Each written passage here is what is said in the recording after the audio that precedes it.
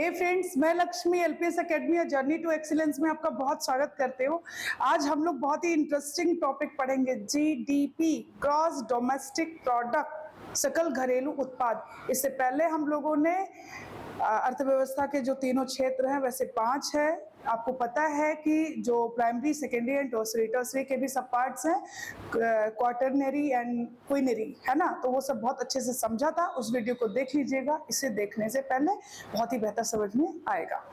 तो चलिए स्टार्ट करते हैं। जीडीपी मतलब, जैसा कि आप लोग जानते हो कि जीडीपी, जी मतलब होता है ग्रॉस, ग्रॉस यानी सकल।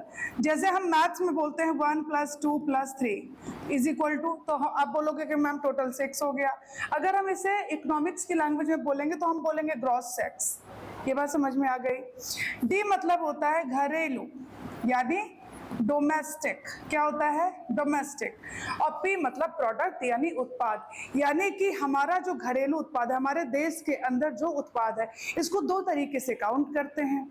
एक होता है ज्योग्राफिकल यानी भौगोलिक क्षेत्रफल में जो उत्पादन होता है, एक जो कि आर्थिक क्षेत्र, जहाँ पे हमारा आर्थिक क्षेत्र है, भारत का जो आर्थिक क्षेत्र का विस्तार है, वहां पे जो प्रोडक्शन होता है, जो उत्पादन होता है, तो उसको भी काउंट करते हैं। तो सबसे पहले हम ये समझ लेते हैं कि आर्थिक क्षेत्र और ज्योग्राफिकल क्षेत्र यानी ज्योग्राफिकल एरिया और इकोनॉमिक टेरिटरी क्या होती है। अगर मैं बोलूं आप लोगों से, जैसे एक रफली में मैप बना देती हूं, जरूरी है मैप बनाना, अच्छे से समझ में आएगा।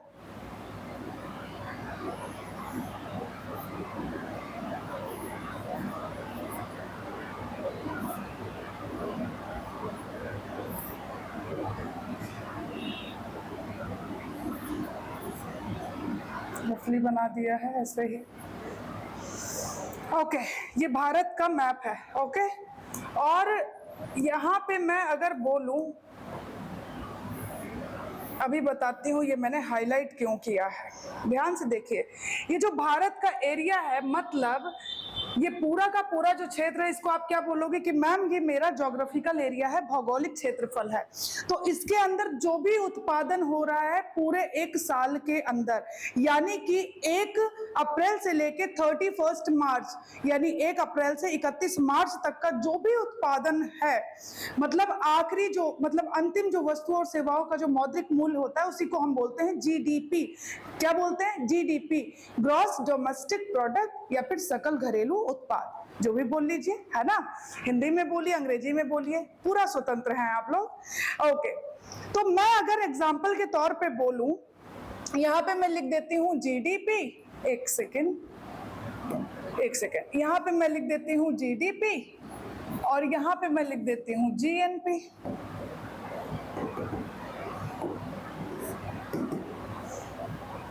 जीडीपी और यहां पे लिख देती हूं मैं जीएनपी। जीएनपी मतलब होता है ग्रॉस नेशनल प्रोडक्ट, यानी सकल राष्ट्रीय उत्पाद। ठीक है, ध्यान से सुनिए। मैंने बोला यहाँ पे, एक सेकेंड, एक और मैप बनाना बहुत जरूरी है, तभी समझ में आएगा। ऐसे ही बना रही हूं क्योंकि यहाँ पे मैं कोई ज्योग्राफी नहीं पढ़ रही हूँ। ओके, मैंने बोला ये रहा अफ्रीका और ये हमारा इंडिया है। मैंने बोला अफ्रीका की कोई कंपनी, उसका नाम है एक्स कंपनी। ये किसकी है? अफ्रीका की है। एक्स कंपनी अफ्रीका की है, वाई कंपनी यूएसए की है, और ए बी कंपनी हमारे इंडिया की है। समझ में आया? एक्स कंपनी जो है अफ्रीका की है, ये यूएसए की है, और ए बी कंपनी हमारे भारत की है। ये कहां पे है कंपनियां? हमारे भारत, हमारे ज्योग्राफिकल एरिया के अंदर हैं, और यहाँ पे ये उत्पादन कर रहे हैं। बेशक एक्स और वाई कंपनी बेशक यहाँ से उत्पादन करने के बाद अपने देश इस चीज को एक्सपोर्ट कर देते हो, कोई फर्क नहीं पड़ता। उत्पादन कहाँ कर रहे हैं, इंपॉर्टेंट इसमें ये है। ओके, तो उत्पादन कहाँ होना चाहिए? भौगोलिक क्षेत्रफल के अंतर्गत होना चाहिए, तो इसी के अंदर में हो रहा है, तो इसको हम जीडीपी में काउंट करेंगे। अगर मैं बोलूं कि इसने जो है बहुत ही छोटा अमाउंट लेंगे, इसने 50 रुपए का, जो अफ्रीकन कंट्री है इसने 50 रुपए का प्रोडक्शन किया, और यूएसए ने जो है 100 रुपए का कर दिया। ओके, और हमारे इंडियन जो हमारी कंपनी है, ए बी कंपनी है, इसने क्या कर दिया? इसने 105 रुपीज का उत्पादन किया। तो हम क्या करेंगे, काउंट कौन कौन सा करेंगे, 50 प्लस 100 प्लस 105, तो ये हमारी जीडीपी में काउंट हो जाएगा। अब मुझे एक बात बताइए, ये तो कंपनी हो गई भारत के अंदर जो है, अगर मैं बोलूं कि अफ्रीका में भारत की कोई कंपनी, उसका नाम है जेड कंपनी, ये कैसी इंडियन कंपनी है, मतलब भारत की है, तो भारत की कंपनी जेड नाम है इसका, इसने जो है यहाँ पे मान लिया 200 करोड़ का किया, अरे 200 रुपीज मान लेते हैं, 200 रुपीज का इसने उत्पादन किया, तो क्या ये इंडिया की जीडीपी में काउंट होगा? ये इंडिया की जीडीपी में काउंट नहीं होगा। इंपॉर्टेंट है यहाँ का भौगोलिक क्षेत्रफल, क्या मैं आप लोगों को समझा पाई? ठीक है, तो अब यहाँ पे ये चीज आपको समझ में आ गई कि एक्स कंपनी जो थी वो अफ्रीका की थी, वाई कंपनी यूएसए की थी और ए बी कंपनी इंडिया की थी। इन तीनों के प्रोडक्शन को हम प्लस कर दिए हैं यहाँ के ज्योग्राफिकल, इसको हम बोलते हैं भौगोलिक क्षेत्रफल। ये बात समझ में आ गई? ओके, आर्थिक क्षेत्र क्या होता है? आर्थिक क्षेत्र यानी कि जहां पे हमारे भारत के नियम कानून, रूल्स एंड रेगुलेशन फॉलो होते हैं, उसको हम बोलते हैं आर्थिक क्षेत्र। एक चीज और आप लोग जानते होंगे कि जो लैंड मास होता है उसको हम हमेशा कैसे मापते हैं, 1 किलोमीटर 2 किलोमीटर ऐसे बोलते हैं, लेकिन जो हमारा समुद्री क्षेत्र होता है, आप जानते हो कि यहाँ पे क्या है, आपका बे ऑफ बंगाल है, यहाँ इंडियन ओशियन है और यहाँ पे क्या है, अरेबियन सी है। तो ये जो पानी वाला एरिया यानी जो समुद्री क्षेत्र है, इसको कैसे मापेंगे? तो इसको हम मापते हैं नॉटिकल माइल्स में। मैं पढ़ा चुकी हूँ, देखना एक बार, अच्छे से समझ में आएगा, पता होना चाहिए। तो ना केवल जीडीपी में हम लोग ये जो लैंड मास है इसको नहीं लेते हैं सिर्फ, मींस वहां का भी प्रोडक्शन लेते हैं जो समुद्री क्षेत्रों में होता है। कौन, कहां तक के? 12 नॉटिकल माइल, 12 नॉटिकल माइल तक के प्रोडक्शन को हम लोग लेते हैं।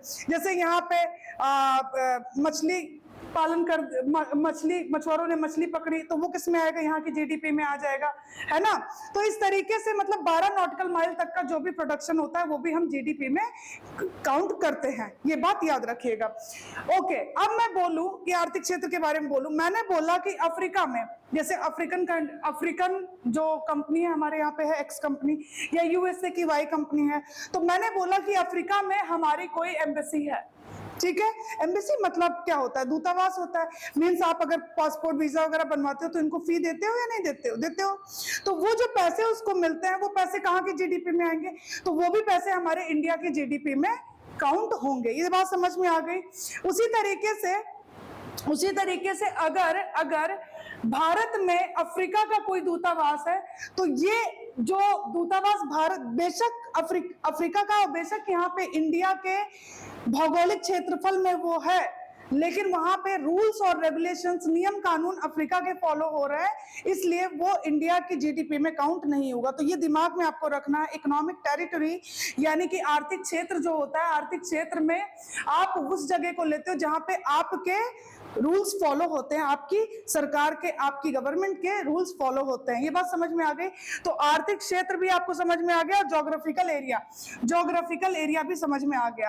अब बात आता है जीडीपी, समझ गए ना, ग्रॉस डोमेस्टिक प्रोडक्ट। अब उसी तरीके से अगर हम ग्रॉस नेशनल प्रोडक्ट की अगर हम बात करें, कुछ नहीं करना है आपको। ये जो एक्स कंपनी और वाई कंपनी थी ना यूएसए की, जो भारत के अंदर उत्पादन कर रही थी, इनके प्रोडक्शन को, इन्होंने जो उत्पादन किया उसको माइनस कर देना है, और जो हमारी कंपनी जेड कंपनी थी अफ्रीका में या किसी भी देश में, उसको प्लस कर देना है। मतलब कहने का ये है, आपने सुना, आपने एक फॉर्मूला जो एक्सपेंडिचर मेथड कहलाता है, C + I + G E + X - M, इसका मतलब समझते हो? एक्सपोर्ट माइनस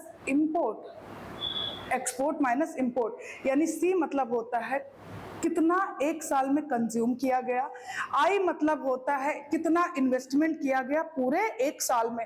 अच्छा, एक चीज और याद रखिएगा, ये जो कंज्यूम वाली बात कर रही हूँ, उपभोग वाली बात कर रही हूँ, इसमें एक बात दिमाग में आपको रखना है, अगर आपने कोई घर खरीदा रहने के लिए, तो बेशक वो आपकी प्रॉपर्टी है, लेकिन वो इसमें काउंट नहीं होगी क्योंकि वो कोई प्रोडक्शन नहीं करी। इन्वेस्टमेंट में अगर आपने कोई प्रॉपर्टी ली है तो वो जरूर इसमें प्लस हो जाएगा। GE मतलब होता है गवर्नमेंट एक्सपेंडिचर। गवर्नमेंट एक्सपेंडिचर मतलब होता है कि सरकार ने कितना खर्च किया है, एक चीज और याद रखिएगा, सरकार ने कितना खर्च किया, ठीक है, उसने कितने सड़क बनवाए, हॉस्पिटल्स बनवाए, स्कूल बनाए, कॉलेजेस बनवाए, यूनिवर्सिटीज बनवाए, बट अगर उसने ट्रांसफर पेमेंट मीन्स किसी को क्या कहते हैं, किसी को वो दे दिए, क्या कहते हैं, पेंशन दे दिया, है ना, छात्रवृत्ति दे दी, तो ये सारी चीजें, किसी का एक्सीडेंट हो गया तो एक्सीडेंट में भी सरकार की तरफ से पैसे मिलते हैं ना, तो वो सारी चीजें इसमें काउंट नहीं होंगी। ओके, एक्स माइनस एम मतलब होता है एक्सपोर्ट माइनस इंपोर्ट, तो जो नेट आएगा, अगर एक्सपोर्ट ज्यादा है इंपोर्ट कम है तो बेहतर है, अगर एक्सपोर्ट कम है और इंपोर्ट ज्यादा है तो वो ठीक नहीं होता है, क्योंकि हमारे देश से बाहर जा रहा है सामान, मींस हमें करेंसी मिल रही है फॉरेन।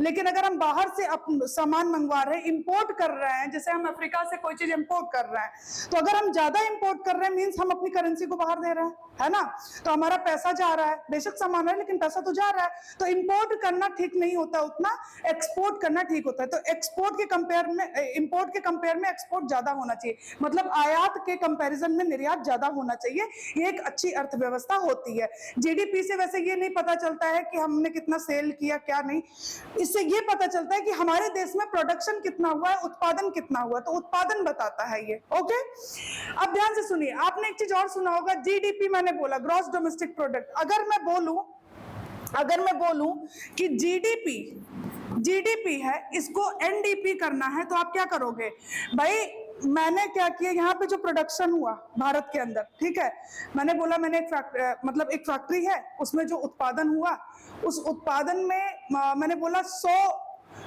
मोबाइल फोन बनाए गए, ठीक है, उस 100 मोबाइल फोन में 10 मोबाइल फोन जो है खराब हो गए या टूट गए, ट्रांसपोर्टेशन में टूट गए, किसी तरीके से वो मतलब काम के नहीं रहे, तो उस 10 को माइनस करेंगे तो वो मूल ह्रास हुआ या नहीं हुआ।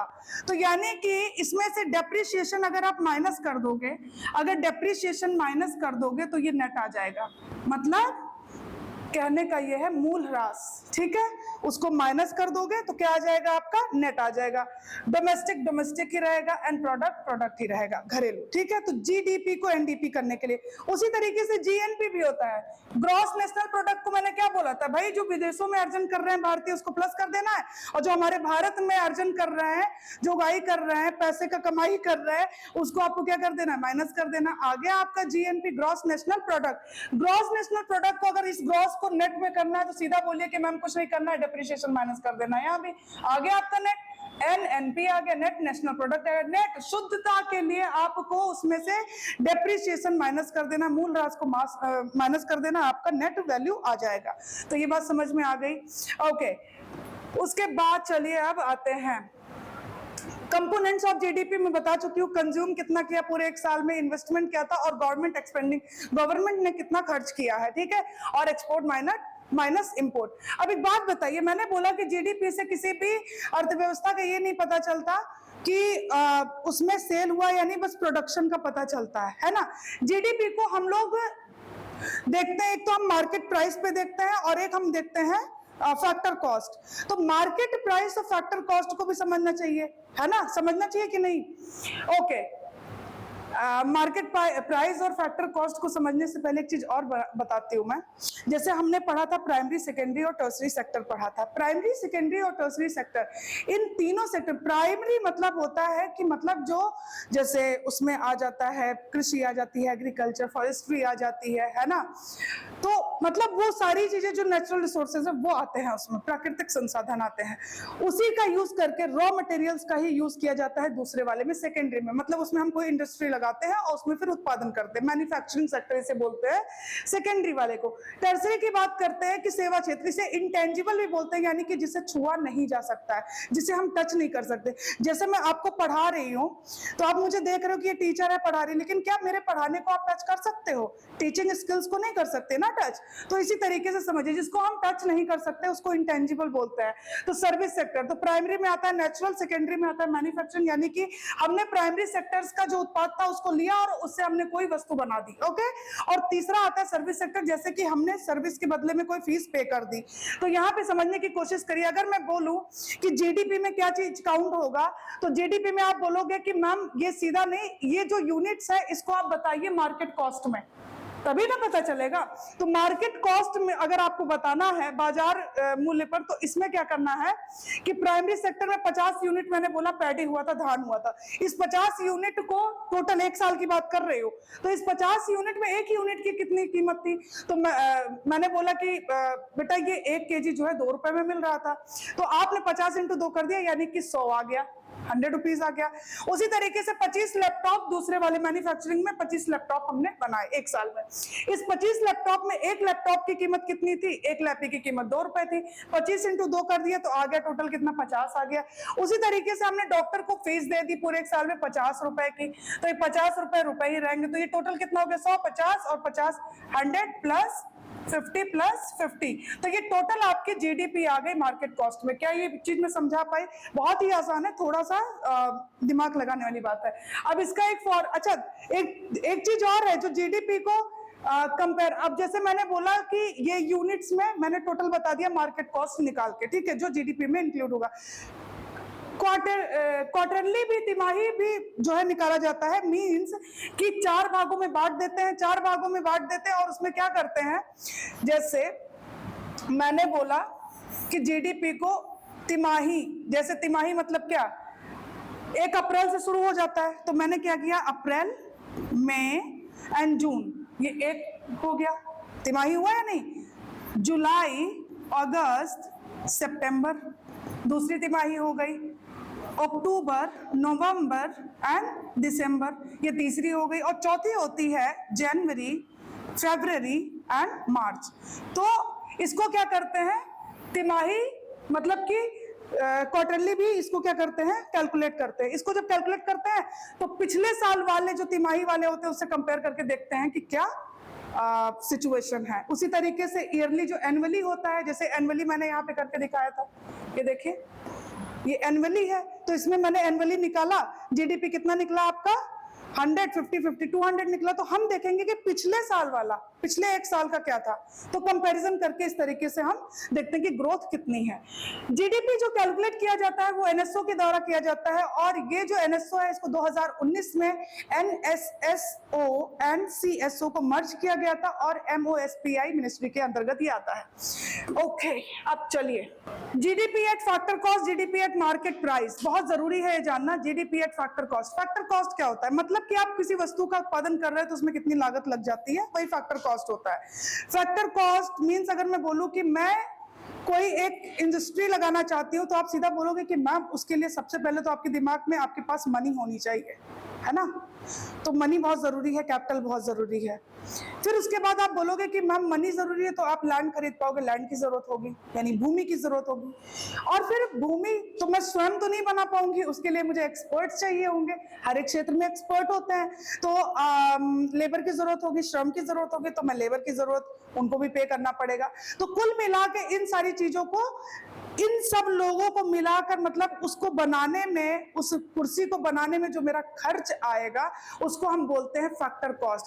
और वो कितना खर्च आता है, कितना खर्च आता है वो डिपेंड करता, तभी उसकी कीमत पे डिपेंड करेगा। मैंने बोला कि मुझे कोई चीज मैंने यहाँ पे प्रोड्यूस किया, ध्यान से सुनिए, ये फैक्टर कॉस्ट लिखा ना, यहाँ पे क्या क्या चीजें आ जाएंगी, पूंजी आ जाएगी, उद्यमी आ जाएंगे, श्रम आ जाएगा, ये सारी चीजें इसमें आती हैं, ठीक है।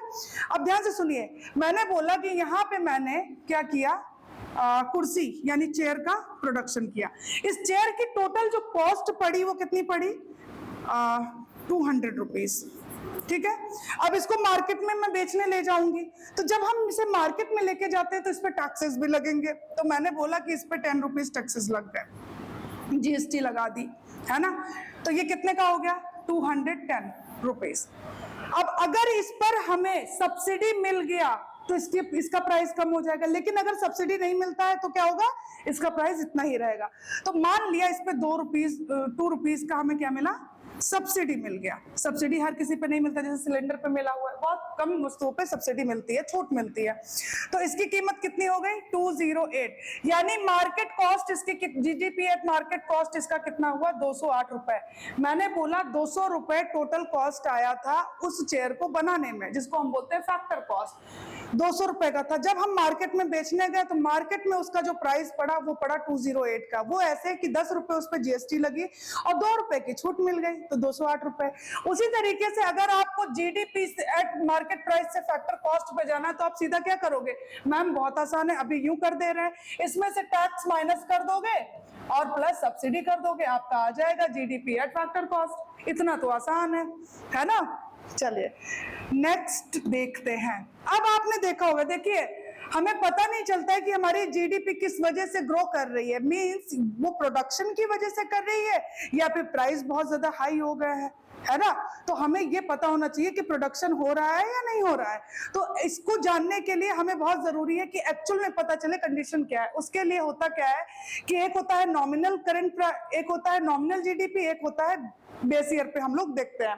तो नॉमिनल की अगर हम बात करें, फॉर एग्जाम्पल जैसे मैंने बोला 2001, 2002, 2003, आपको बताऊं जीडीपी जो कैलकुलेट की जाती है 2011-12 का ईयर लिया गया है, याद, उससे पहले आपको पता है 2004-5 था, 2004 या 5 थोड़ा सा माइंड से स्लिप हो रहा है, बुरा नहीं मानिएगा, बट इन्हीं में से कुछ है, एक बार आप लोग चेक कर लीजिएगा, ठीक है। ईयर लिखा हुआ है, इधर मिल्क प्राइस लिखा हुआ है और इधर क्वांटिटी लिखी हुई है, ठीक है। और ये मैं बोल रही हूं करंट ईयर पर ये कैलकुलेट होता है। जो नॉमिनल होगा वो करंट ईयर पर कैलकुलेट होगा, ये याद रखिएगा। 2001 में अगर मैं बात करूं तो एक प्राइस क्या था, 1 रुपए था, 1 रुपए था, और लीटर कितना, 50 लीटर, हमने क्वांटिटी 50 लीटर थी। 2002 में 2 लीटर और क्वांटिटी 2 रुपए और क्वांटिटी कितनी है, 60 लीटर। 2003 में प्राइस 3 है और क्वांटिटी कितनी है, 80 लीटर है। हमें निकालना कैसे, कुछ नहीं करना है, 2001 में 50 है ना लीटर, तो उसको 1 से कर दीजिए, 50 इंटू 1 कितना हो गया, तो आप बोलो मैम 50 हो गया, है ना। ये थोड़ा सा डिजिट आसान लिया है ताकि दिक्कत ना हो, 1 सेकेंड। तो ये कितना हो गया, इज इक्वल टू 50, है ना। 2002 में 60 इंटू 2 तो कितना हो गया, 120 हो गया। उसी तरीके से 2003 में क्या हुआ, 240 हो गया, 80 इंटू 3, तो ये आपका निकल के आया करंट प्राइस पे। ये नॉमिनल जीडीपी है, यानी आप इसमें क्या करोगे, 50 प्लस 120 प्लस 240, तो ये टोटल आपका आ गया नॉमिनल, ठीक है। अब आपको पता नहीं चल रहा है, आप तो कह रहे हो जीडीपी तो ठीक है हमारी, है ना, इसको प्लस करिए ना, 240, 120 एंड 50 ले लीजिए, 5 2 7 4 11 और 410 रुपए, ठीक है। ये हमारी नॉमिनल। अब अगर मैं बोलूं कि आप, इससे पता नहीं चल रहा है, हमें अगर निकालना है रियल जीडीपी, रियल से पता चलेगा कि एक्चुअल में कितनी हेल्दी है हमारी जीडीपी। तो रियल के लिए क्या होता है, बेस ईयर को लेते हैं। तो हमने बेस ईयर यहाँ पे मान लिया है 2002 को, ये लीजिए, इसे मैं हाईलाइट कर देती हूँ। 2002 को हमने बेस ईयर मान लिया है। तो 2002 में मतलब कहने का ये है कि क्वांटिटी कुछ भी हो, प्राइस हम 2002 वाला ही लेंगे। तो अगर मैं बोलूं कि निकालना है आपको, तो इसी को सेम लीजिए, 50 को हम किससे कर देंगे, 50 लीटर ही है क्वांटिटी, और इसको हमने क्या कर दिया, 2 से कर दिया, तो 50 इंटू 2 कितना हो गया, 100। फिर उसके बाद 60 लीटर, इसको भी 2 से कर दीजिए। बेस ईयर हमारा 2002 है, याद रखिएगा, तो ये कितना हो गया, 120। फिर उसके बाद 80 है, इसको भी 2 से कर दीजिए, तो कितना हो गया, 80 इंटू 2 कितना हो गया, 160। टोटल करिए कितना हो गया भाई, 380। अब देखिए जीडीपी एक्चुअल में रियल में हमारी 380 है और ये क्या बता रहा था, 410 है। तो प्रोडक्शन हमारा बढ़ा है कि नहीं, ये इंपॉर्टेंट है। प्राइस की वजह से जीडीपी ग्रो कर रही है या फिर प्रोडक्शन की वजह से, ये इंपॉर्टेंट है। अगर प्रोडक्शन की वजह से कर रही है तो अच्छी बात है, ठीक है, और अगर प्राइस की वजह से कर रही है तो ठीक नहीं है। अब आपको एक्चुअल में देखिए, जीडीपी डिफ्लेटर का नाम आप लोगों ने सुना होगा। जीडीपी डिफ्लेटर क्या होता है, इसी नॉमिनल और रियल से ही पता चलता है। यानी जो नॉमिनल हमारा 410 रुपया निकला था, इसी को हम क्या करेंगे, डिवाइड कर देंगे 380 रुपए से और मल्टीप्लाई कर देंगे 100 से, आपका आ जाएगा जीडीपी डिफ्लेटर। यानी ये रेशियो होता है और ये एक्चुअल में बता देता है। तो ये लिखा हुआ है जीडीपी डिफ्लेटर, नॉमिनल कितना है, 410 रुपए है, रियल आपका 380 रुपए है, इंटू करिए 100 से, आ गया आपका जीडीपी डिफ्लेटर। तो मुझे ऐसा अंदर से भी लग रहा है कि आप लोग को अच्छा से समझ में आ गया है। तो चलिए अब आगे बढ़ते हैं। आपने एक चीज और सुना होगा, क्रय शक्ति क्षमता, पीपीपी, परचेजिंग पावर पैरिटी। क्रय शक्ति क्षमता किसी देश की कितनी है उससे पता चलता है स्टैंडर्ड ऑफ लिविंग उनका कैसा है ना। तो क्रय शक्ति क्षमता को हमेशा कंपैरिजन किया जाता है डॉलर से, है ना। यानी $1 से आप यहाँ कितना खरीद पा रहे हो और यहाँ के रुपीज से वहां पे, ठीक है। कहने का मतलब ये है कि पीपी में, परचेजिंग पावर पैरिटी में होता क्या है कि cost of goods in currency one, यानी प्राइस ऑफ वन कंट्री भी बोल सकते हो, प्राइस ऑफ सेकेंड कंट्री यानी कि cost of goods and services country two, यानी कि पहले देश का और फिर दूसरे देश का, ये कंपैरिजन किया जाता है कि दो देशों के करेंसी में अंतर कितना वो देखा जाता है। जैसे मैं बोलूं कि $1 आपको अच्छी तरीके, मतलब ये हर दिन चेंज होता रहता है, लेकिन $1 यहाँ पे लिख भी रखा है मैंने, इंडियन करेंसी में 83.35 रुपीज है। अगर हम राउंड फिगर ले ले तो 83 रुपीज है। अब सोचिए रुपया की कितनी बुरी हालत है ना। $1 में यहाँ पे आके लोग 83 रुपए का चीज ले जाएगा आपसे, है ना। लेकिन आप 83 रुपए ले जाके वहां पे क्या करोगे, है ना। या मैं बोलूं कि अगर यहाँ पे कोई चीज, मैं बोलूं कि 10 रुपए का एक पैकेट दूध मिलता है, तो आप इसमें कितना दूध ले पाओगे, सीधा राउंड फिगर लो 80 रुपए, ठीक है। तो आप क्या बोलोगे कि मैम मैं जो है 8 पैकेट ले लूंगा, यहाँ पे क्या ले लूंगा, 8 पैकेट ले लूंगा। लेकिन अगर आप उसी 80 रुपए को लेके अमेरिका जाओ तो क्या आपको 8 पैकेट मिलेगा, सिर्फ 1 पैकेट दूध का मिलेगा। सोचिए कितनी बुरी हालत है। मतलब एक राउंड फिगर इसलिए लिया है ताकि कैलकुलेशन में दिक्कत ना हो। यहाँ हमें कैलकुलेट नहीं करना, यहाँ हमें समझना है, ठीक है। मैं फिर से समझाने की कोशिश करती हूँ। मैंने बोला कि 80 रुपए, $1 is equal to 80 rupees in Indian currency, ठीक है। और एक पैकेट दूध की कीमत कितनी है, 10 रुपए है। यानी 80 रुपए में आप हमारे इंडिया में 8 पैकेट खरीद लोगे। लेकिन क्या 8 पैकेट आपको यूएसए में मिलेगा 80 रुपए में? नहीं, वहां पे सिर्फ और सिर्फ एक ही खरीद पाओगे। समझ आया? तो इतना है, कॉन्सेप्ट को समझना बहुत जरूरी होता है। अच्छा, इसको और क्या बोलते हैं, production income and expenditure method भी बोलते हैं।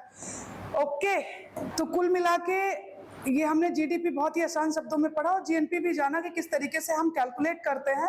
और इसको कैलकुलेट कौन करता है, उसकी जिम्मेदारी आपको पता है एनएसओ के पास है। और एनएसओ की अगर बात करें, एनएसएसओ प्लस सीएसओ, इन दोनों को मर्ज करके 2019 में एनएसओ बनाया गया था और ये मिनिस्ट्री एमओएसपीआई के अंतर्गत आता है। और आपको एक चीज और बताती हूँ, जीडीपी और जीएनपी जब भी निकालिए ना, जीडीपी और जीएनपी, जीडीपी है एनडीपी करना है, कुछ नहीं, डिप्रिसिएशन माइनस करिए। उसी तरीके से जीएनपी है एनएनपी करना है तो डिप्रिसिएशन माइनस करिए, यानी मूल ह्रास को माइनस कर देना है।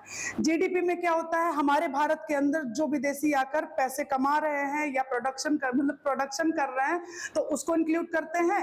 और अगर हम नेशनल प्रोडक्ट, मतलब कि हमारी राष्ट्र की जो है उसको प्लस करना है, तो यहाँ पे जो कमा रहे हैं विदेशी उसको माइनस करना है और जो विदेश में कमा रहा है हमारा भारतीय बैठ के उसको प्लस कर देना है। बस ये चीज आपको दिमाग में रखना है, थोड़ा कॉन्सेप्चुअल है लेकिन बार बार पढ़ने से याद, प्रैक्टिस बहुत जरूरी है। तो फिर मिलते हैं नेक्स्ट वीडियो में। Thank you so much.